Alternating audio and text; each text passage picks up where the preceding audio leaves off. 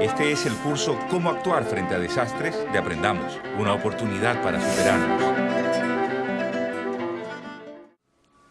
Bienvenidos y bienvenidas a un nuevo capítulo del curso Cómo actuar frente a desastres de Aprendamos. Esta vez trataremos el tema salud mental y comunicación, dos asuntos de suma importancia cuando se producen quiebres en la vida de una ciudad o país y en el destino de sus habitantes a causa de un desastre. Cuando un evento adverso ha sido de tal magnitud que ha generado pérdidas humanas y materiales, graves daños en los caminos, hospitales, redes de comunicación y abastecimiento de víveres, cuando se ha desorganizado la vida individual y social, se pierde también el equilibrio emocional. Las personas se llenan de incertidumbre, están desorientadas, en muchos casos angustiadas por falta de noticias de sus seres queridos. ¿Cómo se puede ayudar en estos casos a la población o a las personas más afectadas por el impacto de un terremoto, tsunami u otro evento de esta naturaleza? Responde a estas preguntas Juan de Altaus, psicoanalista, editor general de publicaciones de la Universidad Casagrande. De lo que se trataría, a mi modo de ver, es lo siguiente: de dar un espacio a esas personas más golpeadas para que puedan hablar, poder escucharlos a estas personas de buena manera, sin prejuicios, sin juzgarlos, sin imponerles qué es lo que tienen y qué es lo que no tienen que hacer. No importa lo que digan, que comiencen a hablar, a hilvanar sus ideas, porque van hilvanando las ideas que les queda, ¿no? Y van reconstruyendo de una manera diferente, inventándose una nueva manera, ¿no?, de responder frente a ese acontecimiento. Es importante que rescatistas, familiares, amigos, cualquier voluntarios, incluso los medios de comunicación. Se puede asistir a las personas emocionalmente golpeadas ayudándolas a expresar lo que sienten. Este apoyo sugiere abrir espacios para escuchar al damnificado, escucharlo con respeto, sin juzgarlo, sin imponerle lo que tiene que hacer.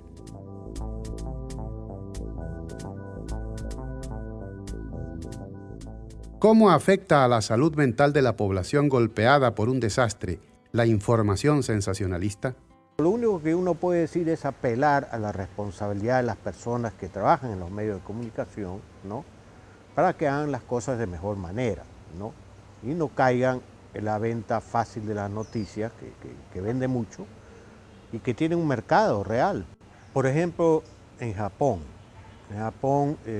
los medios de comunicación no transmitieron ninguna imagen, ¿no?, de muertos, heridos, ni gente así en una situación muy desesperada tampoco, ¿no?, sino introdujeron imágenes que indicaban las respuestas, si se puede decir positivas, que estaban teniendo los distintos actores frente a eso, ¿no?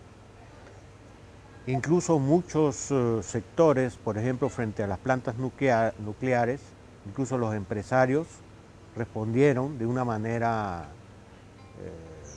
digamos, adecuada, se puede decir, ¿no?, con responsabilidad frente a esos hechos, ¿no? Y poco a poco lograron controlar la situación y comenzar las reconstrucciones, etc. Luego de un desastre, las noticias sensacionalistas son contraproducentes. La reiteración de imágenes violentas y detalles macabros afectan aún más la salud mental de la población. En estos casos, hay que apoyar los impulsos positivos de la población, orientados a superar la crisis. Más allá de las cosas de emergencia que hay que hacer, hay que buscarse el momento para poder siempre atentamente escuchar al otro afectado. Aprendamos, una oportunidad para superarnos. Todo evento de la magnitud de un terremoto o tsunami va a generar un impacto psicológico en la mayoría de las personas.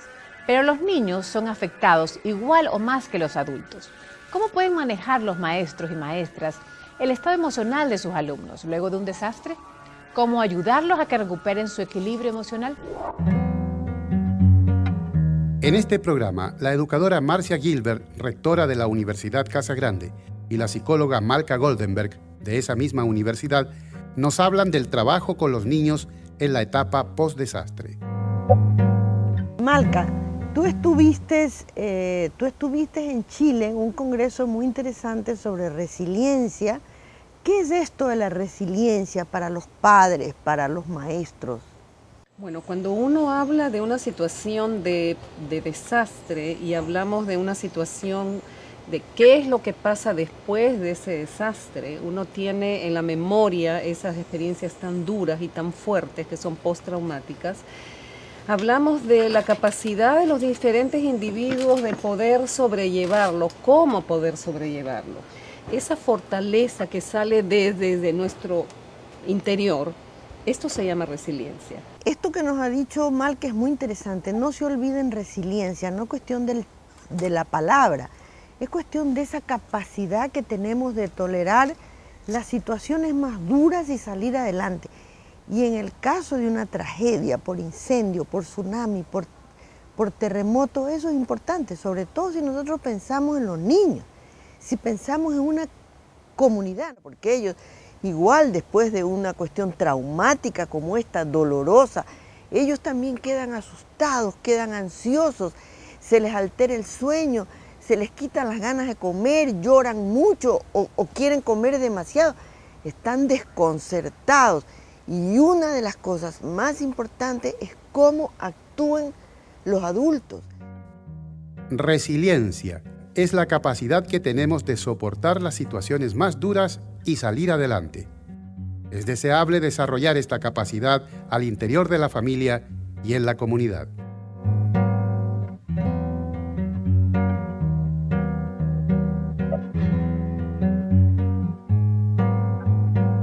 ¿Qué te parece, Malka? ¿Qué otras cosas se podrían hacer con los niños? Bueno, primero que todo es darles mucho afecto. Entonces tratar de distraerlos, tratar de usar el juego como un medio donde ellos puedan expresar los temores, los miedos, las inseguridades y todas las expectativas hacia el futuro. Tratar de devolverlos lo antes posible a sus rutinas. La solidaridad. Y una de las herramientas que más nos puede ayudar es la solidaridad humana, es el pensar en el otro, es en ayudarnos. El que esté herido del brazo puede ayudar al que está herido de la pierna. Y la solidaridad no es solamente una cosa pragmática, práctica, que nos sirve para sobrevivir. Es una de las cosas que nos distingue como seres humanos. Tú ves tragedias que producen en las personas, en los seres humanos, que sale lo mejor de ellos y sale lo peor. Sale lo mejor en el sentido de ver cómo ayudo, cómo muchas veces sacrifico mi propia vida por salvar a otro. Y otras personas que se aprovechan de una manera espantosa de la situación para asaltar, para robar. Eso, por ejemplo, nosotros tenemos que condenarlo en la especie humana y nosotros tenemos que luchar con los jóvenes en todos estos programas de educación para que eso no se produzca y para que si alguien sin un estado momentáneo de locura quiere hacer algo, decirle, no, párate, tú eso no puedes hacer. La diferencia de una comunidad preparada que ha desarrollado hábitos de ciudadanía y una que no, es la diferencia entre la noche y el día. ¿Qué has visto tú de las comunidades, Malka? Cuando hablamos de una comunidad organizada, hablamos de una comunidad que, donde hay normas claras, a través de la comunidad dar ese apoyo afectivo que los niños necesitan, sobre todo cuando han perdido a alguien de su familia. La solidaridad. La herramienta que más nos puede ayudar en un desastre es la solidaridad humana. Es el pensar en el otro, el ayudarnos mutuamente.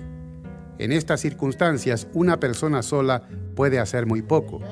El trabajo en equipo salva.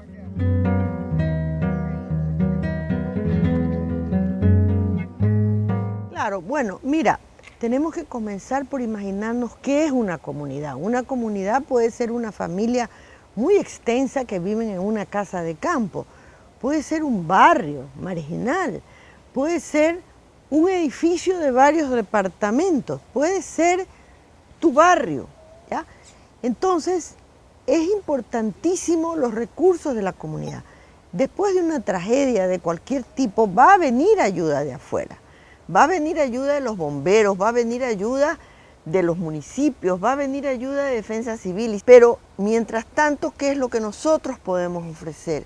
¿Qué podemos ofrecer de afecto? ¿Qué podemos ofrecer de amistad? ¿Qué podemos ofrecer de un abrazo? ¿Qué podemos ofrecer de una colcha? ¿Qué tenemos si las casas se han destrozado? ¿Qué tiene el vecino que pueda compartir contigo? Comunidad es un poco el grupo más inmediato que te rodea. Cuando la comunidad se reúne para pintar sus casas, cuando la comunidad se reúne para hacer un bingo, cuando la comunidad se reúne para recoger recursos para un niñito que tiene que operarse, está desarrollando esas características que después le van a servir en un momento de tragedia. Lo importante es no estar con las peleas tontas con los vecinos, sino unirse, porque en cualquier momento viene una tragedia y nosotros tenemos que estar listos para hacerles frente.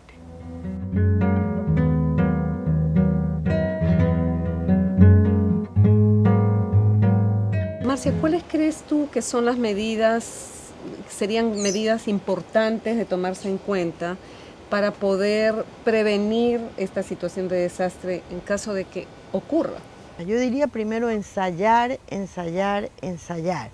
Por ejemplo, en las escuelas de los niños, en los centros de educación, en las clínicas, en las fábricas, en las universidades, ya tener simulacros de problemas, tener determinados cuáles son los sitios más seguros, desarrollar los liderazgos y unos liderazgos racionales que puedan dar consejos apropiados.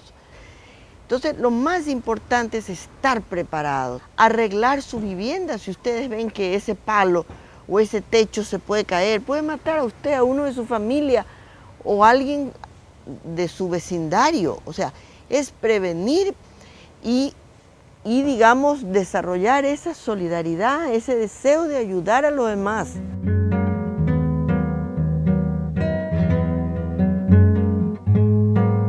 Los niños, al conocer un poco más lo que puede ser una situación de tragedia o una situación difícil, se puede prevenir, se les puede dar la seguridad que ellos van a estar, primero, contenidos, o sea, ayudados, que tienen ese liderazgo de los maestros, que tienen el apoyo de la familia, que tienen esa conexión entre ellos, ¿sí?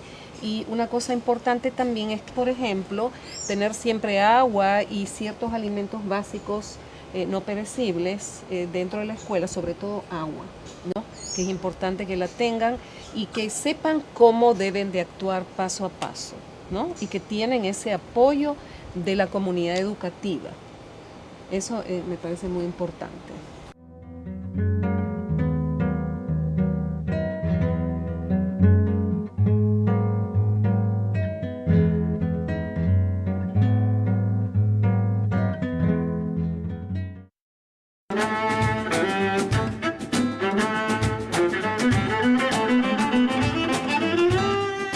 Está viendo el curso Cómo actuar frente a desastres de Aprendamos, un aporte de la muy ilustre Municipalidad de Guayaquil en alianza con canales de televisión de señal abierta y Aviosuper, Fundación Ecuador y Universidad Casagrande, para la necesaria formación de una cultura de la prevención en nuestro país. Conversamos con Carolina Portaluppi, economista, máster en educación, quien estuvo en Haití luego del devastador terremoto del año 2010. Carolina, ¿qué lecciones nos deja la dura experiencia de Haití? En el año 2010 se suscitaron dos eventos importantes para nuestra región y para nuestro continente. Uno fue el de Haití en febrero y el otro fue el de Chile en el mes de marzo. ¿Qué pasó? En el caso de Haití, el terremoto fue aproximadamente a las 5 de la tarde, 7.3 en la escala de Richter y una duración de 35 segundos. En el caso de Chile, el maremoto fue en la madrugada a las 3:35 de la mañana y estuvo en una escala de 8.9 de Richter y duró cerca de 3 minutos. Sin embargo, que el maremoto y el terremoto en Chile fue de mayor intensidad, de mayor duración, los impactos en Haití fueron comparativamente mayores. Por ejemplo, esas cifras ya las sabemos, 300.000 personas murieron en Haití, 1,5 millones de personas todavía se encuentran en situación de refugio en campamentos muy precarios en la ciudad de Puerto Príncipe. ¿Qué es lo que creo yo que podríamos aprender de estas dos experiencias? En primer lugar, la necesidad de aumentar la conciencia del peligro, de que somos territorios altamente expuestos a amenazas, en este caso de origen natural, y que tenemos que estar preparados. En segundo lugar, la necesidad también de que quienes toman las decisiones políticas estén persuadidos de que es posible y además es deseable prepararse ahora para recuperarse bien y rápido después de un desastre. Hay un montón de temas, o sea, tenemos que preguntarnos, por ejemplo, si ocurriera un terremoto, en el caso de Guayaquil, por ejemplo, ¿cómo vamos a hacer para devolverle a la población las líneas vitales? Tomar conciencia del peligro. Nuestro territorio, por su ubicación, está expuesto a desastres naturales y hay que estar preparados. Hay tareas de prevención y mitigación que se deben hacer desde ahora para recuperarse rápido después de un desastre.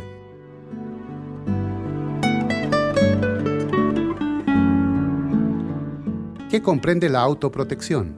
Eso implica cosas tan sencillas como, por ejemplo, pensar dónde voy a vivir, cómo voy a construir mi casa, cómo voy a manejar el entorno de mi casa y en mi barrio, cómo voy a manejar, por ejemplo, los desechos sólidos, el tema de la basura, el manejo del agua, etcétera, etcétera. Esas son decisiones que están en nuestro ámbito y que nosotros podemos tomarlas y que nadie debería, digamos, hacerlo por nosotros. Yo diría que cada uno de nosotros podemos hacer mucho en este enfoque de autoprotección. ¿Qué tenemos que hacer, por ejemplo, frente a un terremoto? ¿Cuál debe ser nuestro comportamiento en la época de invierno, por ejemplo, frente a las inundaciones recurrentes que tenemos?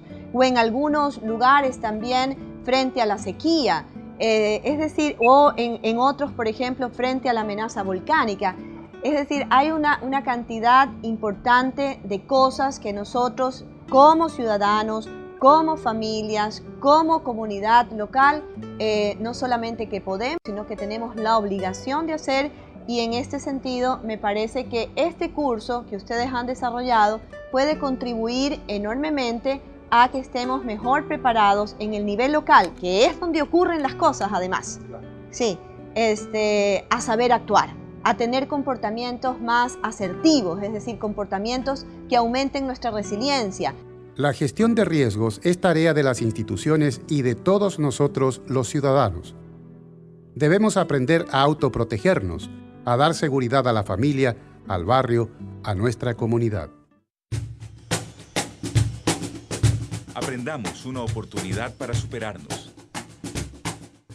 Un servicio sumamente importante y necesario en situaciones de desastre es el de las comunicaciones, y de manera particular el servicio a la población que presta la comunicación social. El trabajo de los comunicadores sociales es difícil en estas circunstancias, porque ellos mismos están viviendo situaciones adversas, pero su labor informativa y orientadora en medio de un desastre adquiere una importancia extraordinaria. El público que espera sus mensajes está dolorido, inseguro, vulnerable. ¿Cómo asumir todas estas responsabilidades y hacerlo bien?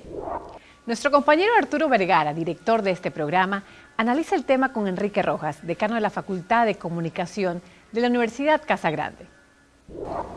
Con Enrique Rojas, decano de la Facultad de Comunicación de la Universidad Casa Grande, queremos conversar sobre el trabajo de los comunicadores cuando ocurren eventos adversos y lo que los comunicadores digan o dejen de decir en esas circunstancias tiene un tremendo impacto en la población. Miren, yo creo que Primero tenemos que ir al origen básico y tocar el tema ético. Y para mí el tema ético se traduce en una sola cosa: ser capaz de considerar al otro antes de tomar una decisión.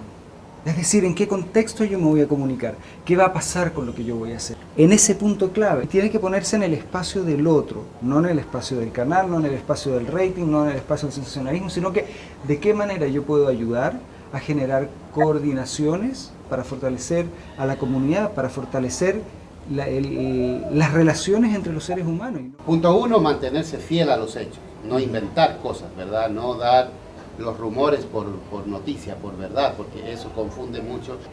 Luego, hay otra cosa que en estas realidades confusas se hace, es confundir hechos con comentarios, noticias con comentarios. No, y pasan dos cosas ahí. La primera es que el sujeto que está comunicando está viviendo lo mismo que los otros. Correcto. Entonces probablemente esté dentro del mismo proceso angustioso. Correcto.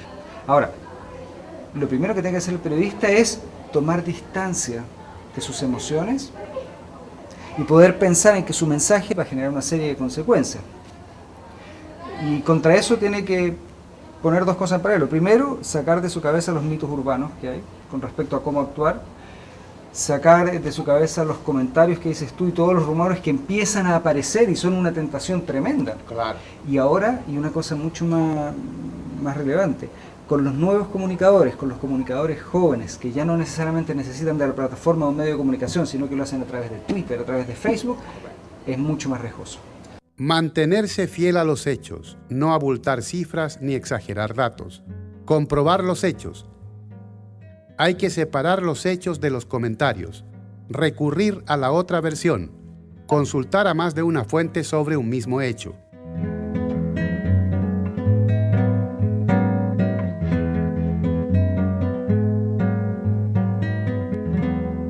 En este momento, la práctica concreta de la comunicación a través de estos medios sencillos, porque han logrado conectar a mucha gente, y en los últimos grandes desastres que hemos tenido en América Latina han cumplido un papel muy importante, porque la gente comunica cosas que le están pasando directamente cuando le están pasando. Surge la necesidad de reflexionar acerca de la calidad de la información que se está transmitiendo y ver hasta dónde puedo utilizar la información que me llega a través de estos recursos, la puedo utilizar como información válida.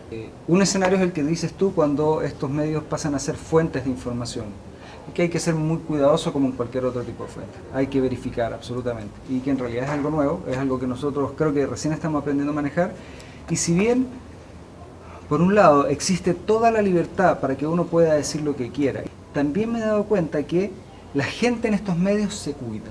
Lo que no pasa con otros medios, porque tiene derecho a réplica, porque puede decir, porque puede contradecir, porque puede opinar. Y al final tú ves una masa que se está cuidando.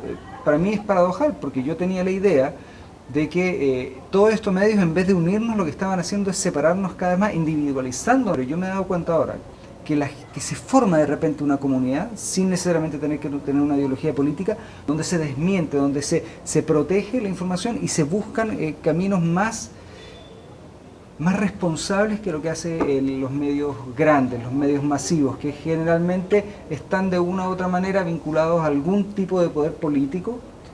En este caso está ocurriendo, entendiendo tus palabras, y estoy en eso de acuerdo, que se producen más de una fuente, se producen muchas fuentes para contrastar. Exacto. Y si alguien informa desde la óptica de intereses creados, habrá otro que le rebata. Exacto. Y habrá otro que le demuestre que y hay una libertad mayor de acceso a distintos puntos de vista. Es decir que esto sería una muy buena cosa que está ocurriendo. Sería una democratización, por decirlo de alguna manera, de el transmitir comunicación, de transmitir noticias, transmitir información al otro. Completamente. Ahora, es un juguete nuevo. O sea, recién estamos aprendiendo un poco las dinámicas por las que se empieza a mover, a movilizar, cómo nos está incidiendo, y probablemente, o sea, en todas las grandes crisis, estos medios son los que han permitido a los familiares conectarse con la gente, los que han permitido sacar cierta información que ha estado vetada, los que ha permitido conectarse con ciertos grupos humanos. La información procedente de redes sociales o que nos llega a través de la nueva tecnología de comunicación debe ser sometida a comprobación, como se hace con todas las fuentes.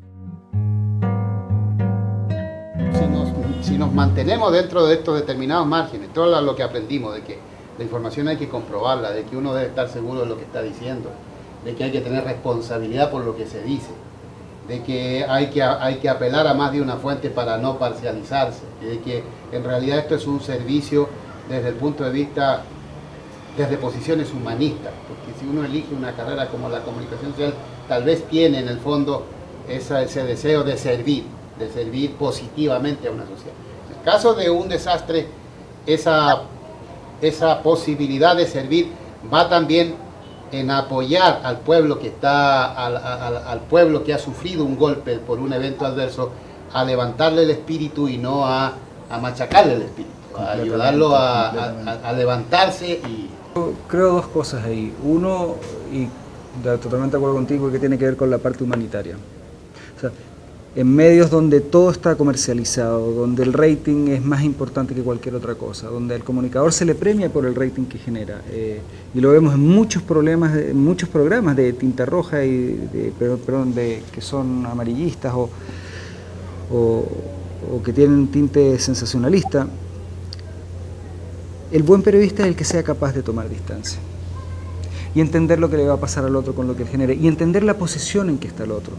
Y lo fabuloso de la persona que escoge esta profesión es que él va a tener el poder de, a través del lenguaje, generar coordinaciones. Comunicadores, cualesquiera que sea el género o el instrumento que use para decirle a los otros noticias o sus reflexiones, orientarlo hacia la construcción, orientarlo hacia algún lugar, recuerde siempre que su trabajo vale la pena si lo hace desde posiciones de ayudar, posiciones humanistas, de ayudar a que el mundo sea mejor. Es que hay que tener una cosa clarísima. Mira, siempre la comunicación es acción. Algo va a pasar siempre. Ahora, yo puedo prever lo que va a pasar con lo que digo. Y yo puedo prever los escenarios.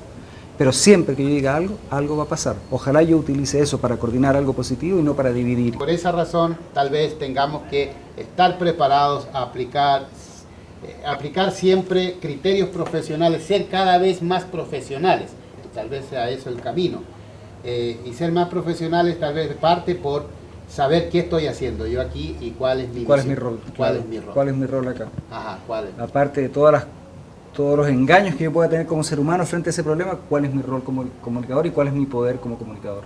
En condiciones duras, en condiciones de desastres o catástrofes, el propio comunicador, como tú decías, está inmerso en una situación dolorosa y sin embargo su oficio, su misión lo lleva a guardar serenidad y a intentar tener un poco la cabeza fría como para procesar una cantidad, un volumen importante de informaciones pertinentes, útiles, que son muy importantes de decir cuando la gente está aplastada o está desesperada o está con mucha angustia. Y allí es donde la palabra, este maravilloso asunto al que nos dedicamos, es el remedio, es el gran remedio, pero también puede ser un veneno, si es que no se administra correctamente.